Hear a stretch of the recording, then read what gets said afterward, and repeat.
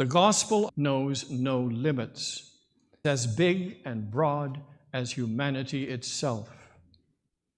After the vision of clean and unclean animals and realized what it meant, St. Paul was able to declare to his first Gentile audience that Jesus Christ is Lord of all. He has the right to claim allegiance from all. This is the logic of redeeming love. It is God's ultimate purpose that every knee should bow to him and the kingdoms of the world should become the kingdoms of his Christ. The New Testament ends with the vision of the Lamb upon his throne, triumphant and glorified, King of kings and Lord of lords. Clearly, then, the title used by the wise men is inadequate when applied to Jesus.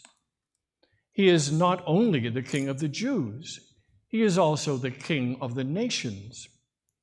And of course, the wise men made their witness to that fact. They were Gentiles from eastern lands offering homage to this king, the first Gentiles, in fact, to do so.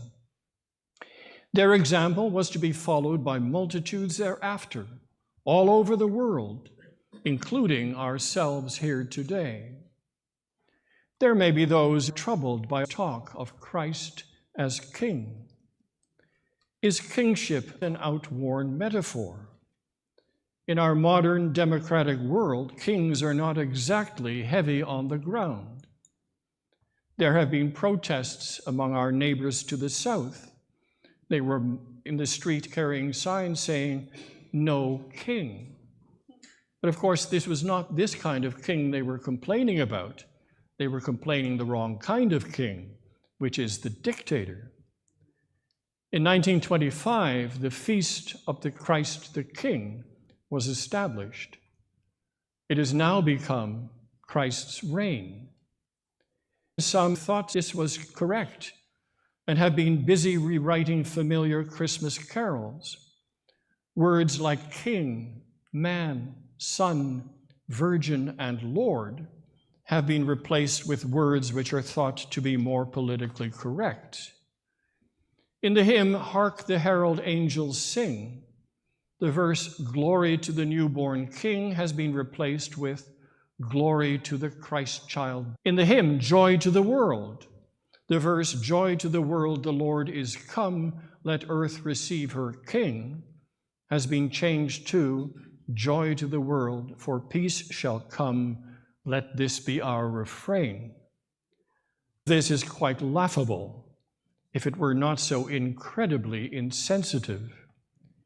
The only danger in persisting with the concept of kingship is that in emphasizing the kingship of Christ, we lose sight of the humanity of Jesus.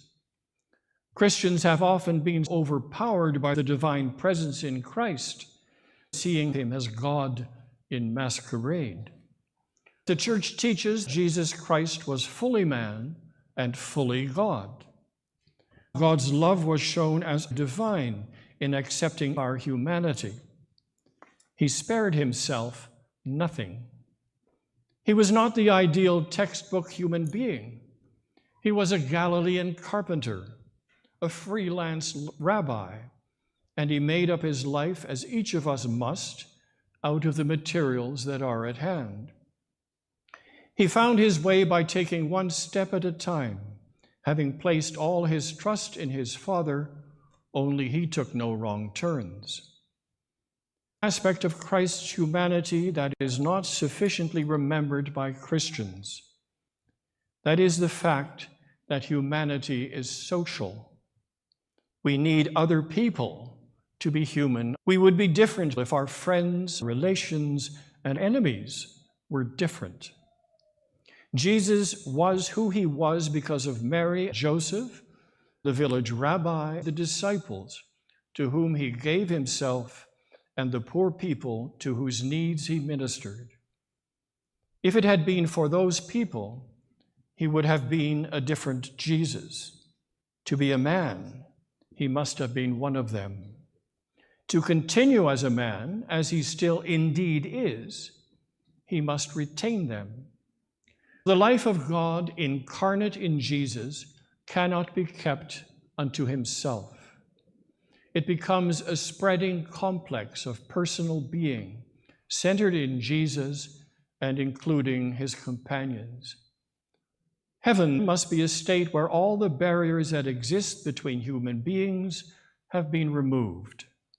There, Christ is himself, through taking us into his heart, and we shall be ourselves by taking him to ours. Thanks be to God.